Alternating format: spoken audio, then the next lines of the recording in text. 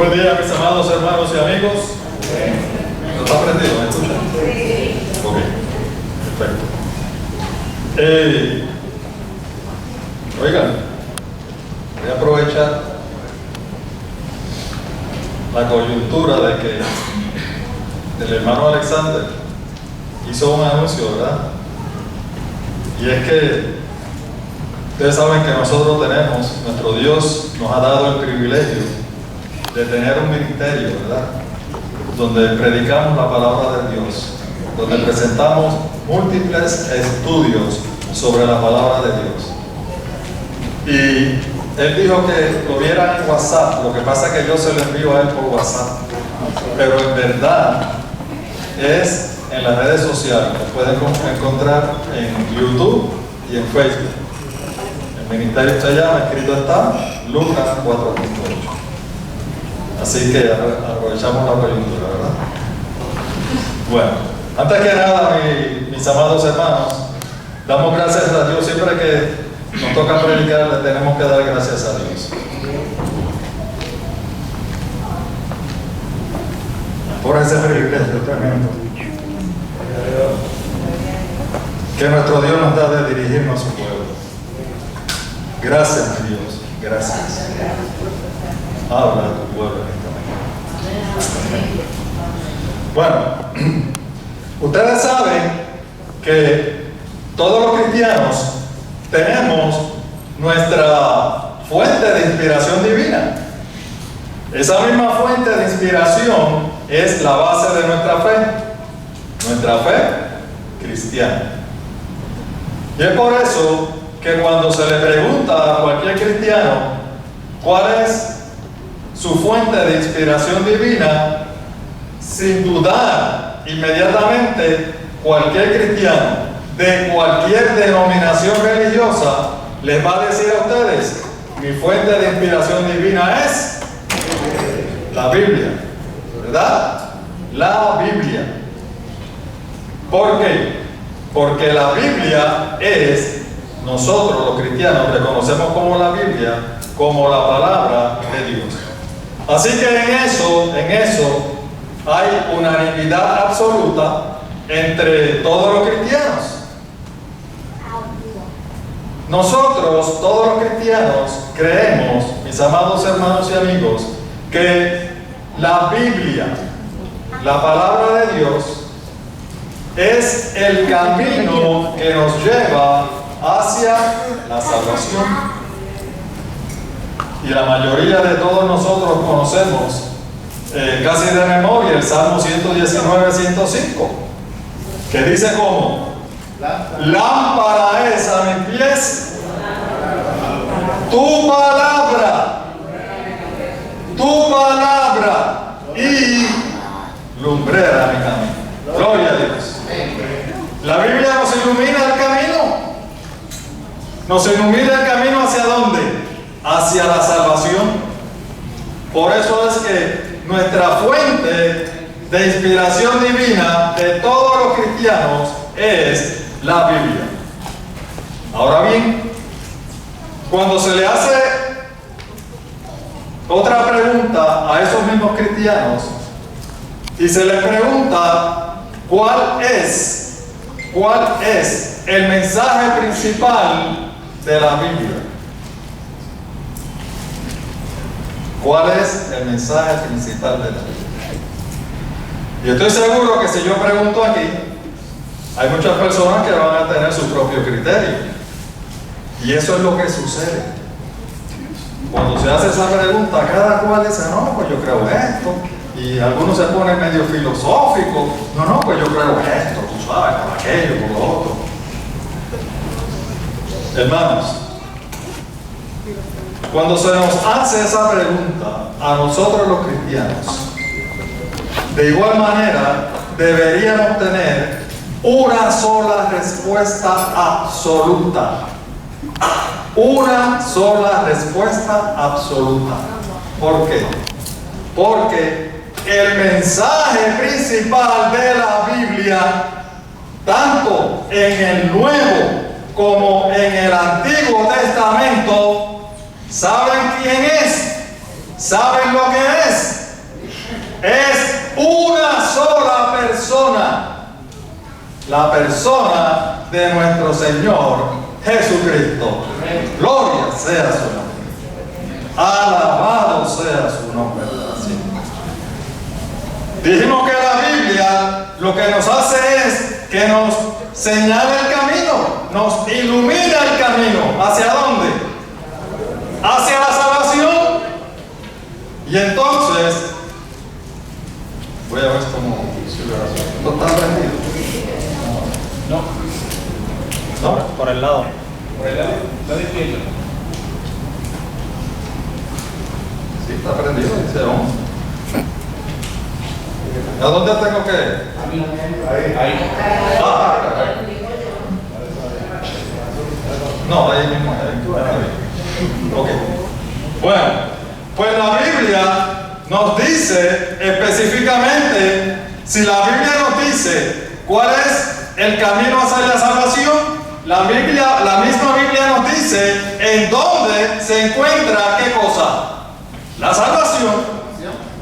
Y entonces el libro de los Hechos, el capítulo 4, versículo 12 nos dice: porque en ningún otro, hermanos, en ningún otro hay salvación, porque no hay otro nombre bajo del cielo dado a los hombres en que podamos ser salvos. Gloria sea su nombre. Alabado sea su nombre. No hay otro. No hay otro nombre debajo del cielo. No hay otra persona. No hay otro medio. Solamente encontramos salvación en quién? En nuestro Señor Jesucristo. Él mismo lo dijo en una ocasión: porque yo soy el camino, la verdad y la vida. Y nadie puede ir al Padre si no es por Él. Él es el único medio, hermanos. El único medio. Así que si usted quiere la salvación para su alma, si usted quiere la vida eterna, no hay otro medio. Solamente hay vida eterna. ¿En quién? En nuestro Señor Jesucristo. Ustedes saben que desde que entró el pecado al mundo, cuando todavía estaban ahí en el huerto del Edén,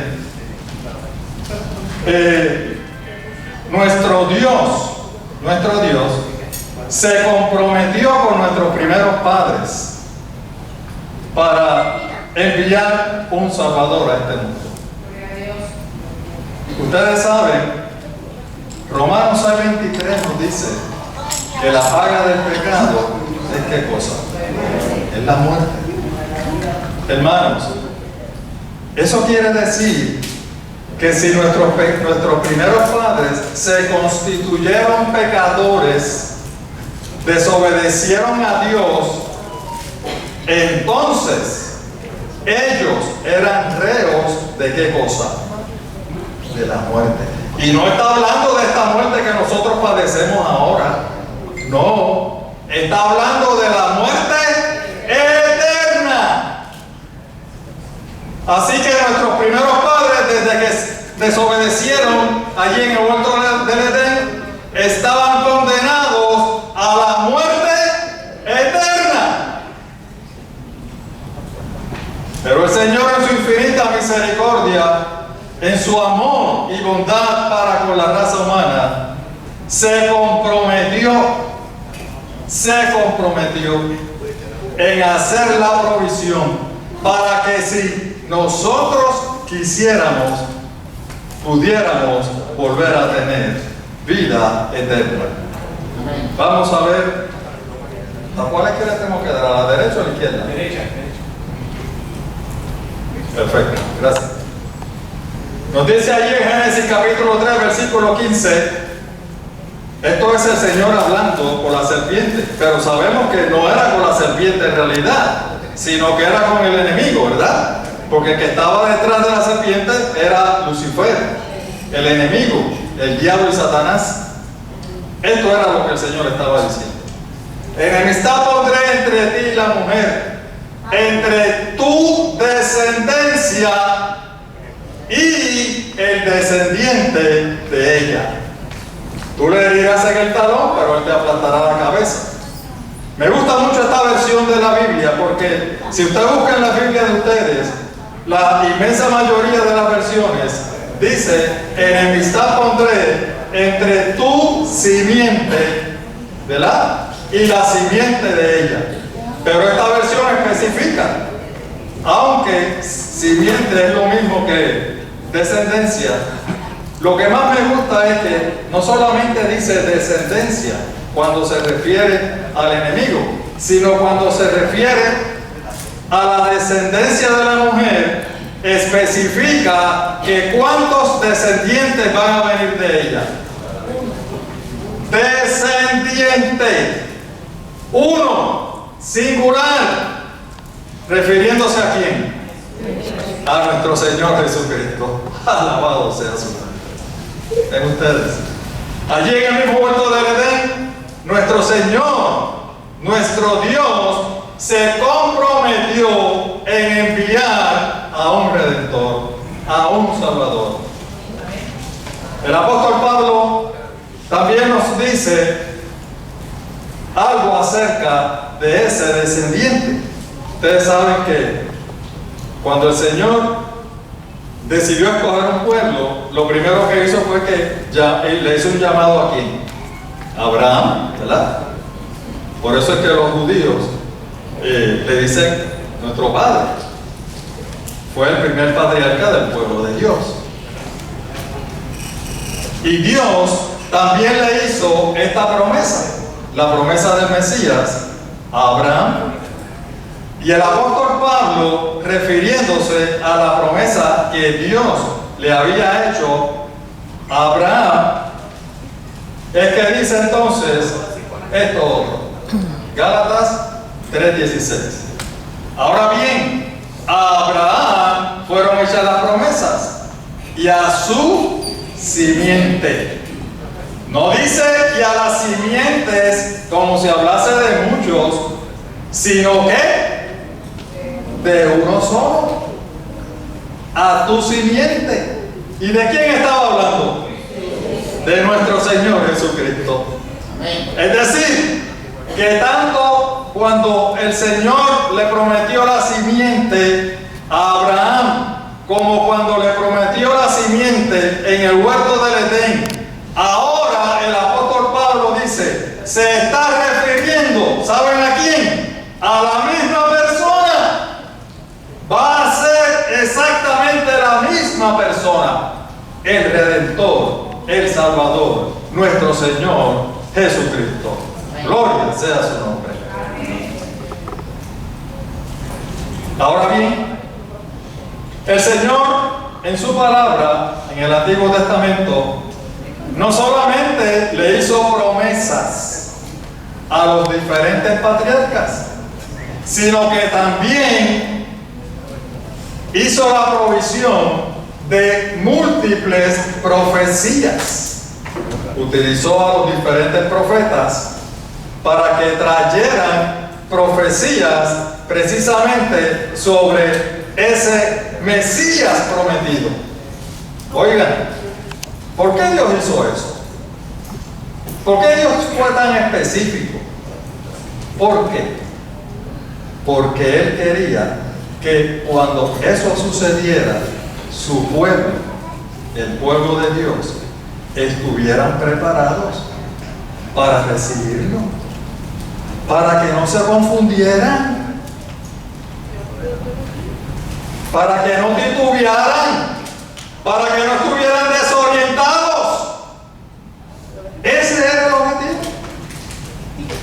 Así que dentro de esas profecías escogimos el profeta Isaías. Miren algunas de esas profecías. Isaías 7:14 nos dice: por eso el Señor mismo os dará una señal. ¿Cuál va a ser la señal? La Virgen concebirá y dará a luz un hijo, y lo llamará como, hermano, Fíjense que la misma profecía dice que Dios va a dar señal, hermanos. Dios no deja a su pueblo desorientado. Dios le dejaba señales a su pueblo. Por aquí es que es. No, no es por allá, es por aquí. La primera señal es que nuestro Señor iba a nacer de una virgen. Pero la otra señal es mucho más importante que esa. ¿Cuál era el nombre que le iban a poner? Uno de los nombres, por lo menos, uno de los nombres. Emanuel. Y sabemos lo que significa Emanuel, ¿verdad? Dios con nosotros. En otras palabras, Dios le estaba diciendo a su pueblo que el Todopoderoso, el Creador, el ser omnipotente que habita en esos lugares inaccesibles en el cielo, en su momento se iba a vestir de la humanidad e iba a visitar este planeta personalmente. Gloria sea. Alabado sea Dios. Qué misericordia maravillosa, qué amor tan tremendo. Dios, el Todopoderoso, va a venir y va a vivir con nosotros. Emanuel, Dios con nosotros. Gloria sea. Otra de las profecías, Isaías 9:6 nos dice: porque nos ha nacido un niño, se nos ha concedido un hijo. La soberanía reposará sobre sus hombros y se le dará estos nombres. Miren en los nombres: Consejero, admirable, Dios fuerte, Padre eterno. Y fíjense en este último nombre: Príncipe de paz. Gloria a Jesús. Gloria a Dios. Alabado sea Dios. ¿Por qué uno de los nombres por el que se le iba a conocer a nuestro Señor Jesucristo era Príncipe de paz? ¿Por qué? Ustedes saben que cuando nuestros primeros padres decidieron desobedecer a Dios allí en el huerto del Edén, se constituyeron pecadores. Y como ya dijimos, la paga del pecado es ¿qué cosa? Muerte. Por lo tanto, ellos estaban condenados a la muerte eterna. Cuando ellos decidieron desobedecer a Dios, mis amados hermanos y amigos, ellos se rebelaron contra Dios. Ellos le hicieron la guerra a Dios. El pecado creó una separación entre la humanidad y la deidad, entre el hombre y Dios. El pecado creó un abismo entre nosotros y Dios. ¿Cuál era la misión de nuestro Señor Jesucristo? Reconciliar consigo al mundo. Gloria sea. Nuestro Señor Jesucristo estaba reconciliando, haciendo la paz entre la humanidad y la deidad. Nuestro Señor Jesucristo estaba tendiendo ese puente en ese abismo que nuestros primeros padres habían creado. Nuestro Señor Jesucristo tendió ese puente. ¿Para qué? Para que todos aquellos que quisieran, lo desearan y creyeran, pudieran pasar a través de ese puente entre la humanidad y la deidad y pudieran entonces tener accesibilidad a la salvación. Gloria sea. Gloria a Dios. Es gracias a eso que usted y yo ahora contar con nuestra salvación. Alabado sea su nombre. Nuestro Señor Jesucristo hizo la paz entre la humanidad y la deidad. Todos conocemos ese texto, Romanos 5:1, ¿verdad que sí? Justificados pues por la fe, tenemos ¿qué cosa? Paz. ¿Para con quién? Para con Dios. Hemos sido reconciliados. Ya no existe la guerra, ahora lo que existe es la paz. ¿Por medio de quién? De nuestro Señor Jesucristo. Gloria sea su nombre. Se los digo. El centro de la Biblia es nuestro Señor Jesús. El que diga otra cosa, allá esa persona. El Señor utilizó al profeta Isaías no solamente para describir al niño o a la persona, sino que también lo utilizó para describir la misión que nuestro Señor Jesús venía a hacer en este mundo. Y por eso podemos leer allí en Isaías capítulo 53, versículos del 3 al 7. Esto es describiendo en esta ocasión la misión de nuestro Señor Jesucristo. Específicamente, ¿qué era lo que venía a hacer nuestro Señor Jesucristo? ¿Con qué objetivo? Para que su pueblo no se confundiera, para que supieran a qué era que venía el Redentor. Miren cómo dice: despreciado y desechado entre los hombres, varón de dolores, experimentado en quebranto, y como que escondimos de él el rostro, fue menospreciado y no lo estimamos. Ciertamente llevó él, ¿quién? Nuestro Señor Jesús, nuestras enfermedades y sufrió nuestros dolores, y nosotros le tuvimos por azotado, por herido de Dios y abatido. Mas él herido fue por nuestras rebeliones y molido por nuestros pecados. Mire cómo dice: el castigo ¿de qué? ¿De qué? De nuestra paz. El castigo de nuestra paz, hermanos. Esa paz que estábamos hablando. Porque esa paz, para obtener esa paz se tuvo que pagar un precio. ¿Y cuál fue el precio? La sangre preciosa derramada en la cruz del Calvario. Gloria sea su nombre. Ese precio, ese alto costo que tuvo la paz, lo pagó ¿quién? Nuestro Señor Jesucristo. Gloria sea su nombre. Y por su llaga fuimos nosotros curados. Sigue diciendo: todos nosotros nos descarriamos, como ovejas, cada cual se apartó por su camino. Mas Jehová cargó ¿en quién? En él. En él. El pecado de todos nosotros. Angustiado él. ¿Perdón?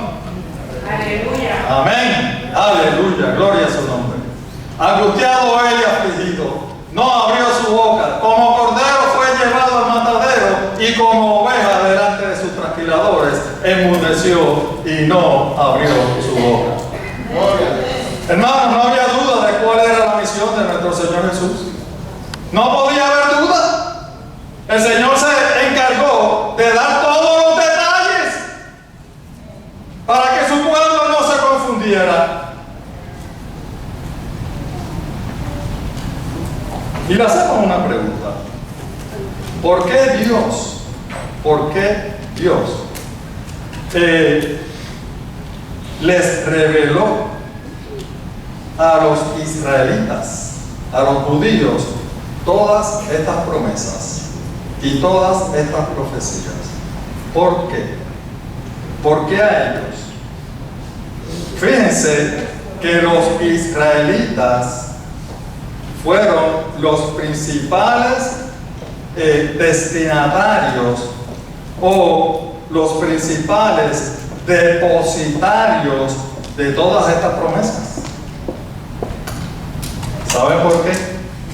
Porque desde el momento en que Dios le hizo el llamado a Abraham hasta el momento en que nuestro Señor Jesús nació y vino a esta tierra, el único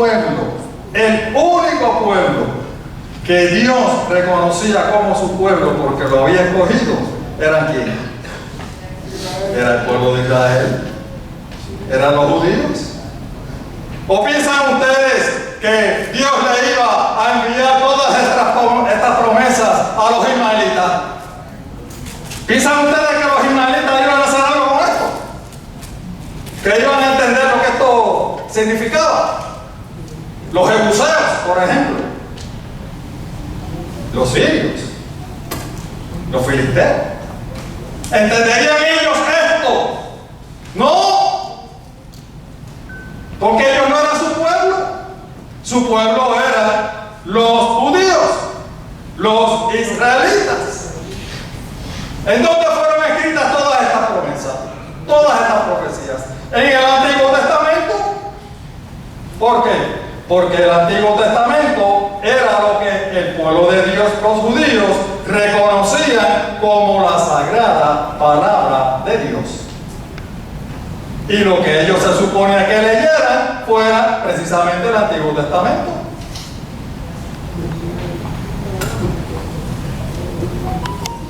Cuando el Dios Todopoderoso decidió venir a este mundo, ¿de qué nacionalidad nació?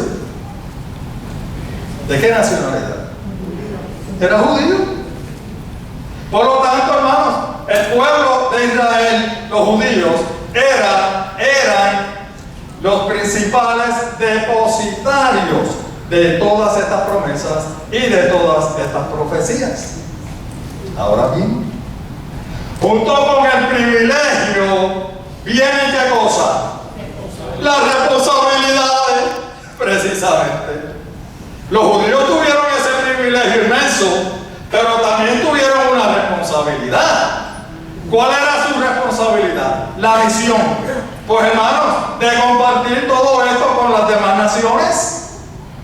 Dios, el objetivo de Dios de escoger a un pueblo, al pueblo de Israel, no era porque Dios quería salvar nada más que los judíos. No era eso. ¿Por qué Dios escogió a los judíos? A su pueblo.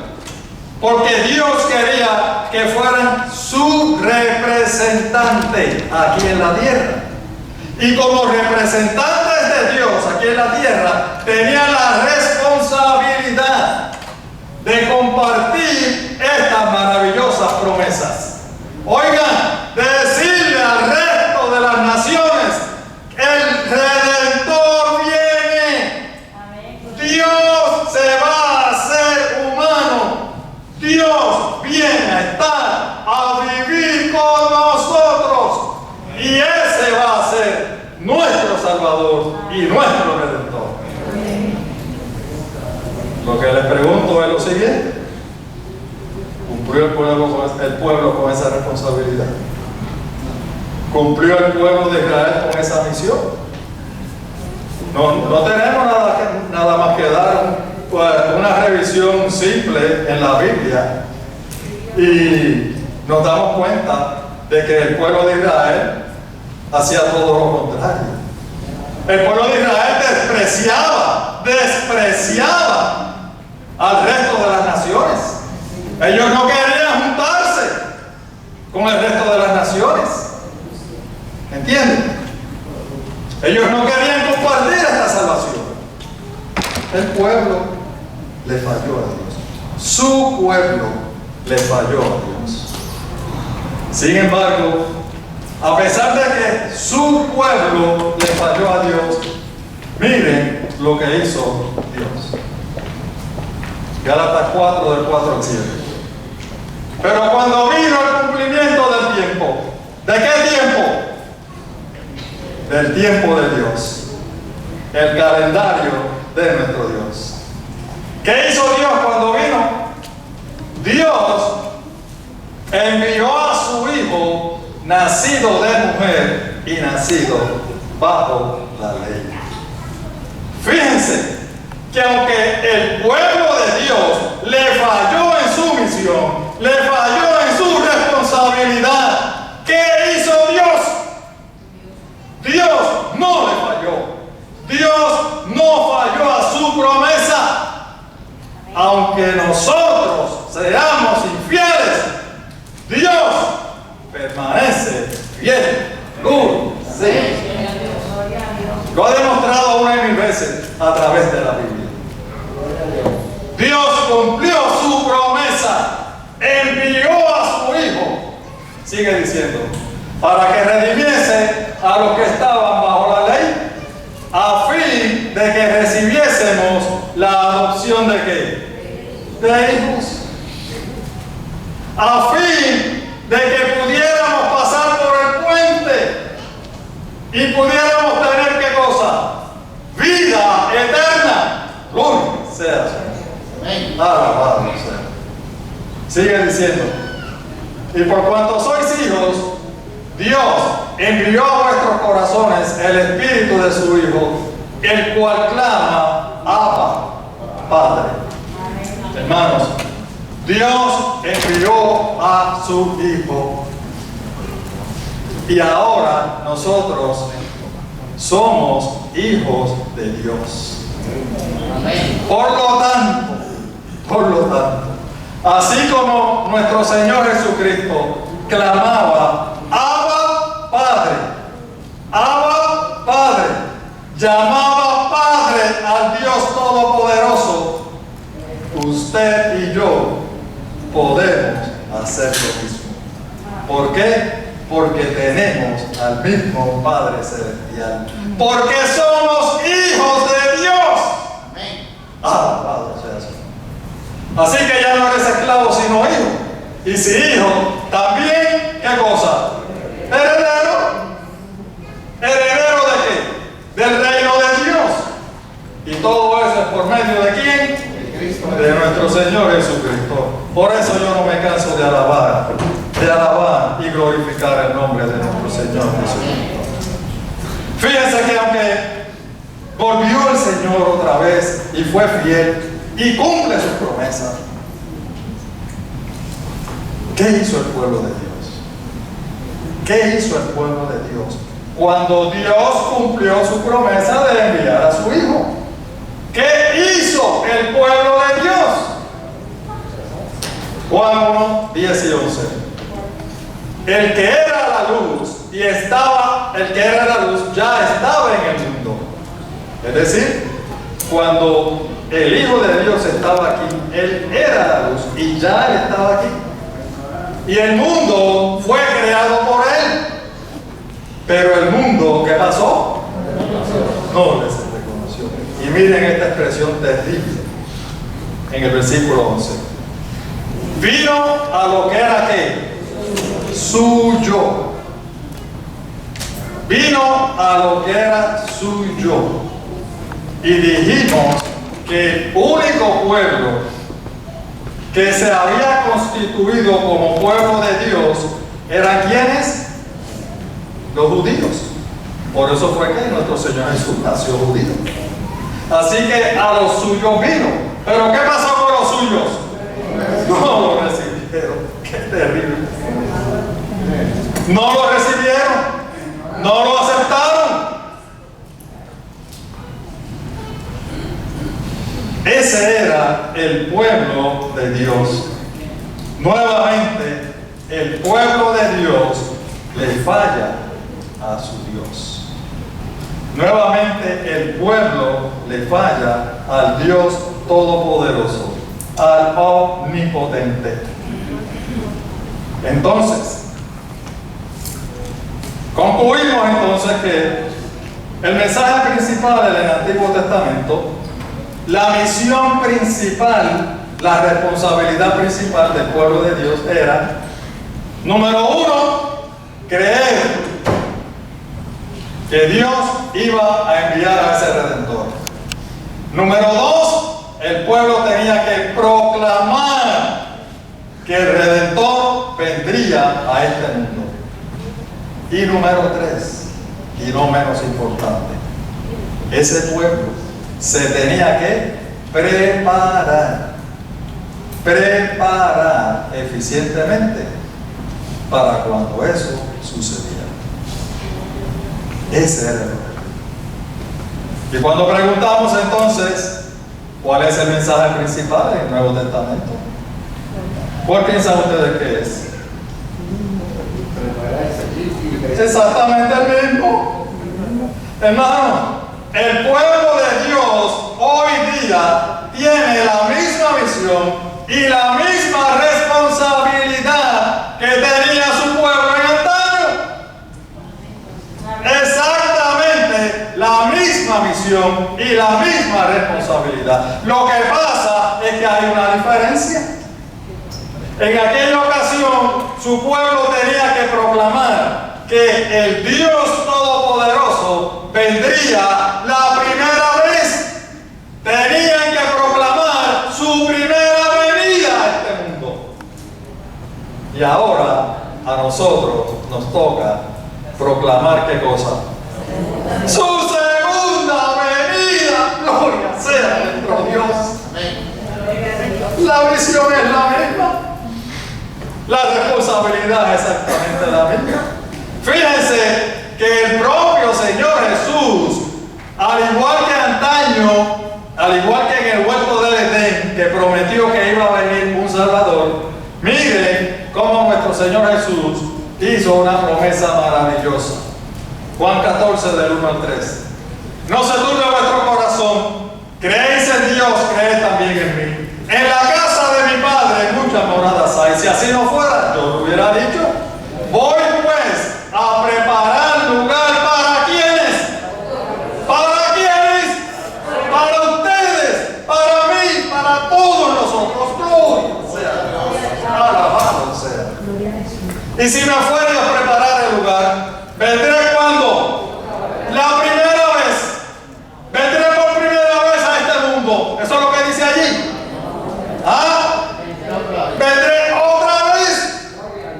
Es decir, Él cumplió su promesa la primera vez. Y si Él cumplió la promesa la primera vez, ¿usted duda de que la va a cumplir en la segunda ocasión? ¡Alabado! Por eso es que confiamos en nuestro Dios. Porque Él siempre cumple sus promesas. Y aquí nos está prometiendo que Él viene otra vez. Otra vez. Yo tomaré a mí mismo para que donde yo estoy, vosotros también estéis. Gloria a Dios. Gloria sea a Dios. Hermanos, cuando el Señor hizo esta promesa, los cristianos del primer siglo y parte del segundo siglo hicieron de esta promesa precisamente el mensaje principal del Nuevo Testamento. Y cada cristiano, lo único que tenía en su corazón era: el Señor viene pronto. El Señor prometió que viene, que va a regresar, y yo lo creo. Entonces, ellos tenían una expresión. La expresión que ellos tenían era Maranatha. ¿Recuerdan ustedes qué significa Maranatha? Cristo viene pronto. Gloria sea mi Dios. Gloria a Dios. Maranatha. Hermanos, los cristianos de ese primer siglo, cuando ellos se veían, ellos no se saludaban. Ah, mira cómo tú estás. Ah, yo estoy lo más bien y tú también. No, ellos no se saludaban así. ¿Cómo era que ellos se saludaban? Dilo fuerte. Maranatha, gloria sea mi Dios. Cristo viene. Ellos se abrazaban, se apretaban y se decían: Maranatha, Maranatha, no te olvides, Cristo viene pronto. Gloria sea mi Dios. Y cuando se despedían, si era que estaban visitando a alguien, tampoco se despedían: ábrenos, ven. No, de la misma manera se abrazaban y se decían: Maranatha, Maranatha. ¿Qué quería decir? Me estoy despediendo ahora, pero como Cristo viene pronto, yo no sé si cuando yo te vuelva a ver vamos a estar aquí. Pero ¿sabes qué? Si no te veo aquí,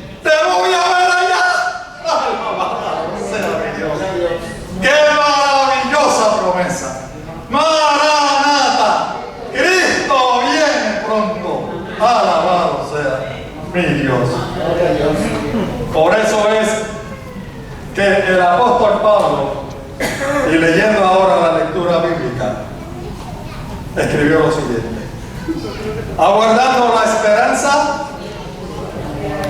bienaventurada. ¿Tú crees que Cristo viene pronto? ¿Tú esperas a nuestro Señor pronto?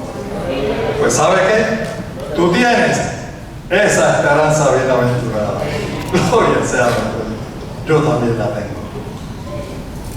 Y la manifestación gloriosa de nuestro gran Dios Salvador, Jesucristo. Fíjense que el apóstol Pablo no solamente está diciendo que el Señor viene pronto, porque es una esperanza bienaventurada, sino que también está diciendo la forma y manera en que nuestro Señor va a regresar. Y está diciendo, oye, el Señor ahora no viene a nacer otra vez allí en un pesebre humilde entre los animalitos. No te creas eso. No. El Señor viene en una manifestación que gloriosa. Gloriosa. Gloria sea.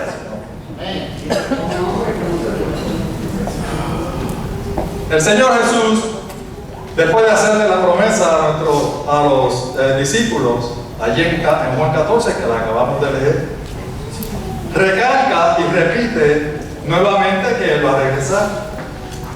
Y Él mismo dice la forma en que Él va a regresar. Allí en Mateo 24, 29 al 31 dice: inmediatamente después de la tribulación de aquellos días, se oscurecerá el sol y no brillará más la luna, y las estrellas caerán del cielo, y los cuerpos celestes serán sacudidos. En otras palabras, mis queridos hermanos, los elementos, el sol, la luna y las estrellas van a proclamar que nuestro Señor Jesucristo viene. Aleluya. Aleluya. Hasta los elementos lo van a proclamar. Sí, Señor. Ya me quito, vamos allá. Sigue diciendo: la señal del Hijo del Hombre aparecerá en donde. No va a aparecer por acá. No. Donde viene ahora, donde va a aparecer la señal, ¿en dónde es? En el cielo. Y se angustiarán todas las razas de la tierra. ¿Por qué se van a angustiar todas las razas, todas las naciones? Porque todas las naciones, hermano, y esto es importante, el que está hablando aquí es el Señor Jesús. Porque todas las naciones verán al Hijo del Hombre venir en las nubes del cielo con poder y gran gloria. Viene con poder y gran gloria. Pero ¿saben qué? Esto es una cosa maravillosa. Miren lo que dice este último texto. No último. Este otro texto. No se crean que voy a terminar todo. Mateo 24, 29 al 31. Este es el versículo 31. Dice: y al sonido de qué cosa. Hermanos, esto es una cosa maravillosa. Al sonido de la qué? De la gran trompeta. Al sonido de la gran trompeta. Dice: mandará a sus ángeles y reunirá de los cuatro vientos a los elegidos de un extremo del cielo a otro. ¿Por qué usted dice, por qué usted piensa que, y este es el Señor Jesús hablando, por qué piensan que dice al sonido de la gran trompeta? Les voy a hacer una pequeña historia para que podamos entender. Para esa época, cada vez que el rey venía a su palacio y se iba a sentar en su trono, antes de que el rey apareciera, hacían? Se tocaban las trompetas. Eso es maravilloso. Se tocaban las trompetas. Eso era anunciando que el rey venía, que el rey se iba a sentar en su trono. Cuando ese mismo rey, o cualquier otro rey, iba a visitar algún poblado, alguna ciudad de su reino, los primeros que ellos enviaban eran ¿a quiénes? A los que tocaban la trompeta. ¿Con qué objetivo? ¿Con qué objetivo? Para que cuando el rey estuviera cerca de ese pueblo, se anunciara y empezaran entonces los que tocan la trompeta. ¿Qué era lo que anunciaban? ¡El rey viene! ¡Prepárense!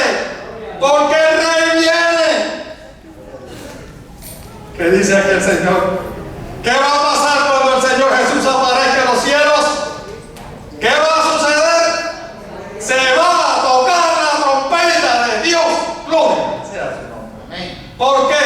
Porque él es nuestro rey, rey de reyes, señor de señores. Y si los de aquí, reyes, estos que estaban aquí, se tocaba la trompeta, pues por supuesto se tiene que tocar la trompeta cuando venga el rey de reyes, señor de señores. Alabado sea su nombre. Oh sí, oh sí. Mateo 25, 31, 32 repite lo mismo, por si acaso no entendieron bien lo primero que quiso decir. Y dice: cuando el Hijo del Hombre venga, y esto es el Señor otra vez hablando, cuando venga en su gloria. ¿Con quiénes? Con todos sus ángeles. Hermanos, el Señor no viene solo. Él no viene solito. No, Él no viene solo. ¿Quiénes nos van a acompañar? Todos sus ángeles. Gloria sea Dios. Alabado sea. Hermanos, esto es para que no nos confundamos. El Señor nos está dando detalles cómo va a ser su regreso, su segunda venida. Es una pena, mis amados hermanos, que con toda esta descripción todavía algunos queridos hermanos cristianos piensan: no, porque cuando Él venga, Él se va a quedar allá en las nubes y entonces nadie lo va a ver, y lo que va a hacer es que va a recoger a este y se va a llevar a aquel otro y se va a llevar a la otra y así, pero nadie se va a dar cuenta de eso. Nadie se va a dar cuenta de eso. Se van a dar cuenta cuando no vean a la gente. Ah, Dios, ¿y dónde está fulana? Ah, pues, el Señor se la llevó. ¿Saben a lo que yo me refiero, verdad? Exactamente. Apocalipsis 1:7 dice: todo ojo le verá. Cuando Él regresa, Él no viene de incógnito. Él viene con todo su poder y su gran gloria. Alabado sea su nombre para siempre. Alabado, hasta lo que le traspasaron, sí. Ahora bien, cuando el Señor venga, ese glorioso día, ese día de fiesta, como dijo Margarita, porque va a ser un día de fiesta maravilloso para todos. Cuando Él, ¿perdón? A eso vamos ahora. Cuando Él venga, oye, tú escuchaste, tú leíste de mi predicación. Cuando Él venga, solamente van a haber dos grupos. Ahí no va a haber términos medios. Dos grupos. ¿Y quiénes van a ser? Pues esto es sencillo. Los que se pierden y los que se salvan. No hay break. Dos grupos. O te pierdes o te salvas. No hay más nada.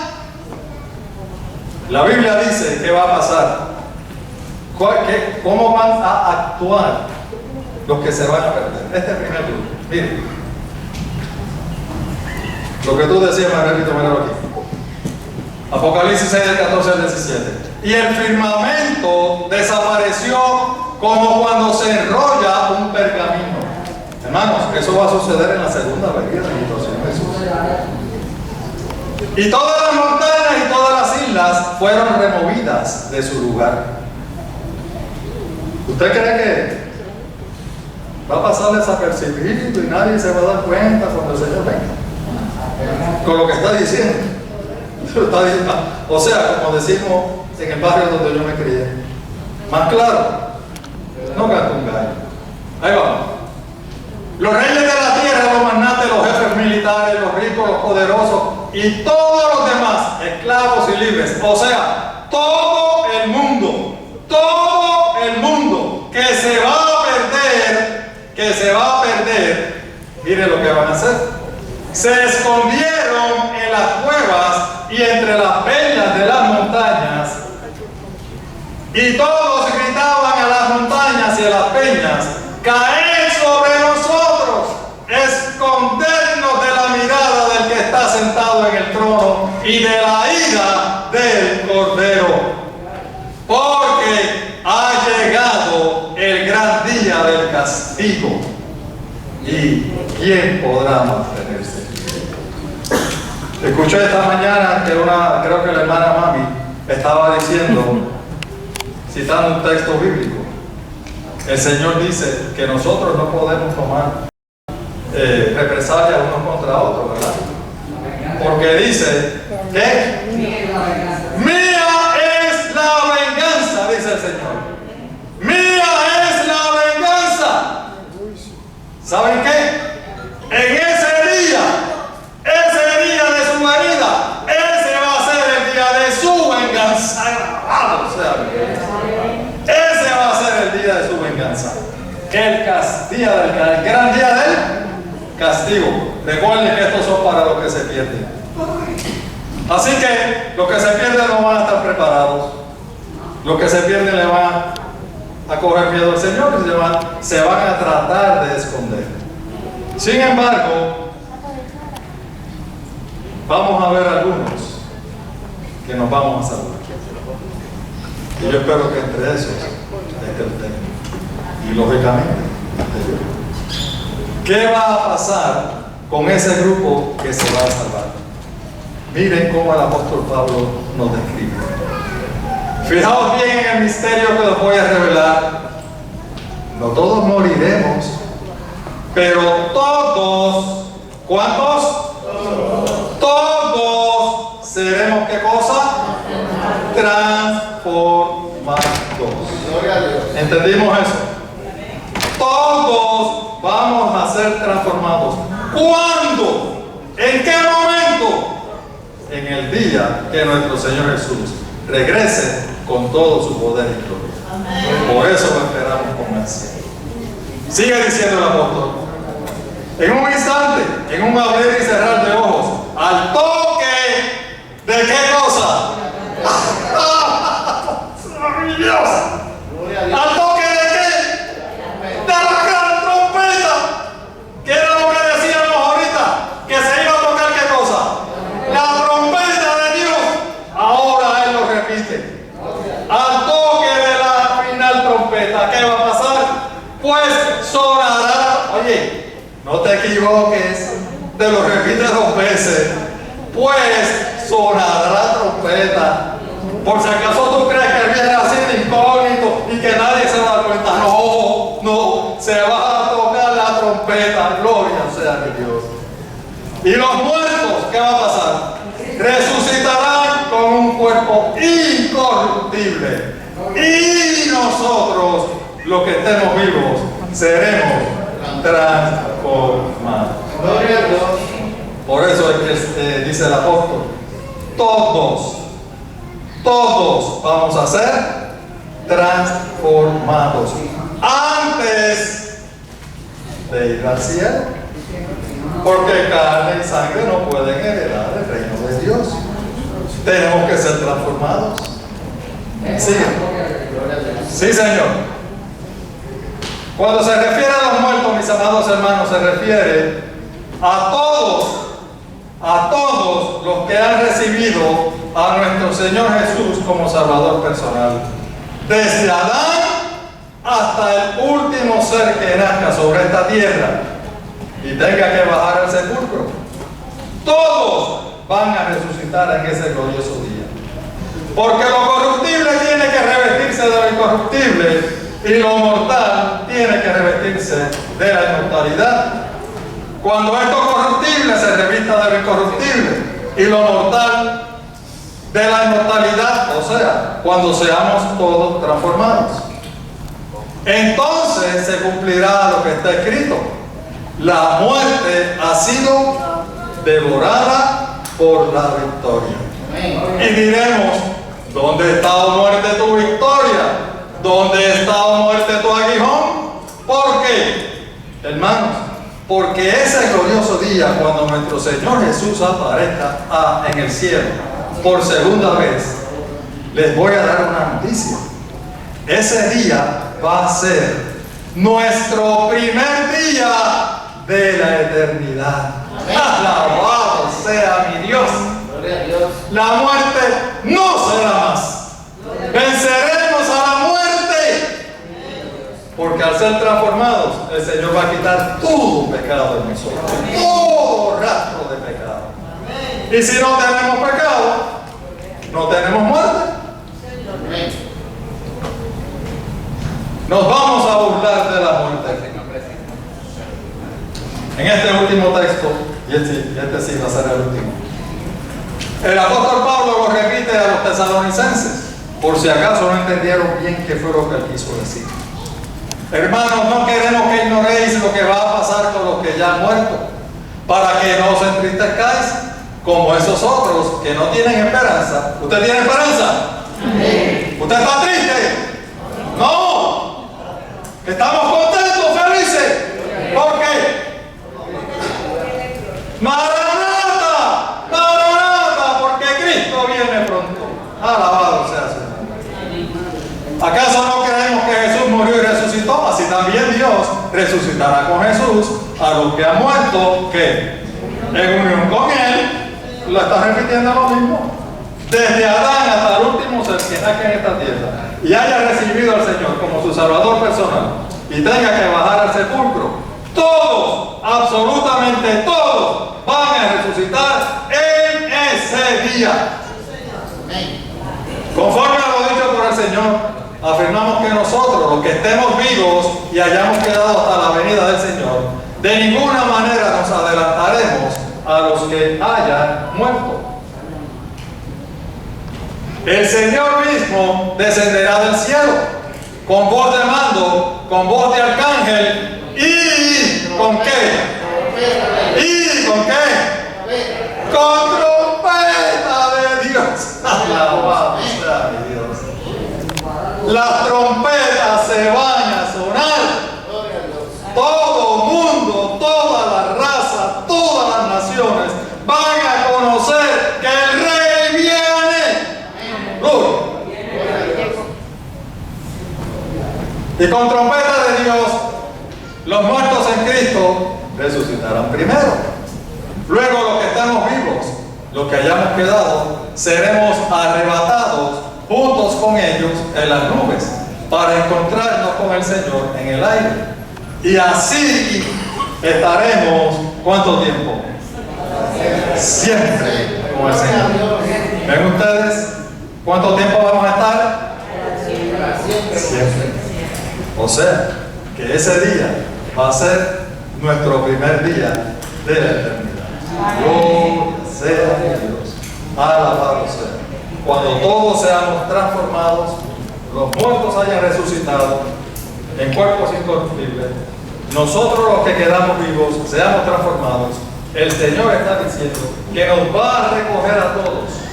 Nos va a recoger a todos y seremos entonces llevados al cielo. Amén. Gloria sea nuestro Dios. Alabado sea. Esa es la esperanza bienaventurada. ¿Tienes tú esa esperanza? Amén. Estamos esperando. Gloria a Dios. Hermanos, yo tengo esa esperanza también. Y me quiero preparar eficientemente para ese día. Porque yo no quiero ser de los que se escondan y le digan a las piedras y a las montañas, cae sobre mí y escóndeme. No, yo quiero ser ya sea de los resucitados transformados o de los vivos transformados. Pero yo quiero estar allí. ¿Tú quieres estar allí? ¿Quieres estar allí? Amén. Hermanos, yo quiero hacer una oración de consagración porque yo quiero estar allí. Yo quiero prepararme. Si tú quieres prepararte, si tú quieres estar allí también, por favor, allí mismo donde tú estás, ponte de pie, alza tus manos al cielo y oremos a nuestro Dios. Dios eterno, omnipotente, mi Dios, nuestro Dios. Gracias por ser mi Dios. Gracias por ser nuestro Dios. Gracias por tu misericordia. Gracias por tu amor. Gracias por estas promesas maravillosas que tú tienes en tu palabra para cada uno de nosotros. Dios, queremos estar aquí. Queremos ser parte de esas personas que van a estar listos, ready y preparados para recibirte. Señor, perdona nuestros pecados, limpia nuestra iniquidad, ayúdanos a ser mejores cristianos, permite que podamos consagrar nuestra vida a ti y permite, mi Dios, que todos los que están aquí y todos los que están viéndonos a través de las redes sociales podamos estar allí en ese glorioso día. Acompáñanos y dirígenos en el glorioso nombre de nuestro Señor Jesucristo. Amén. Amén. Dios, amén. Gloria sea.